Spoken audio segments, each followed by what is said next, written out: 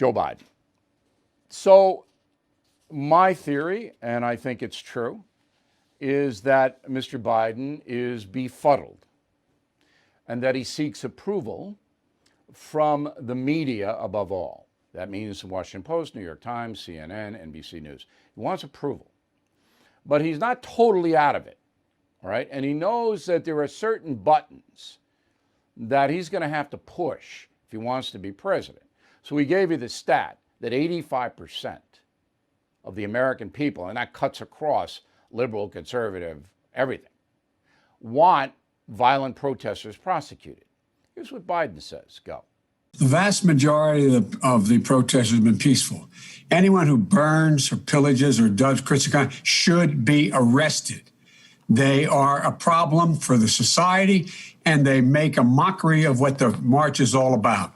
They should be arrested, tried, and put in jail. But that should be done when that happened in our administration, and this idea of protecting federal property. What we did was we coordinated local police and made sure it was protected.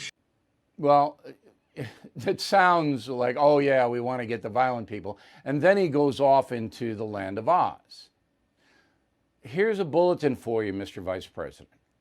The Seattle and Portland, Oregon authorities will not protect federal property because they hate Trump. So while you may have had cooperation with local authorities, the Trump administration does not. And whose fault is that? The people violating their sworn oaths, like the governor and mayor of Seattle, governor of Washington State, governor of Oregon, mayor of Portland, Oregon, violating their sworn oaths. Is that the president's fault? So he just goes. I would love to debate Joe Biden. That will never happen. I would just love to do that. Who's going to be the VP? Mr. Biden says he'll announce it next week. I don't care. It doesn't matter to me.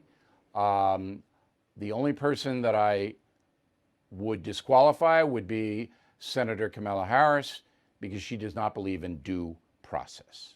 All right? Woman does not believe in innocent until proven guilty, and we saw that in the Kavanaugh hearings. And I think that disqualifies her from any position in the federal government.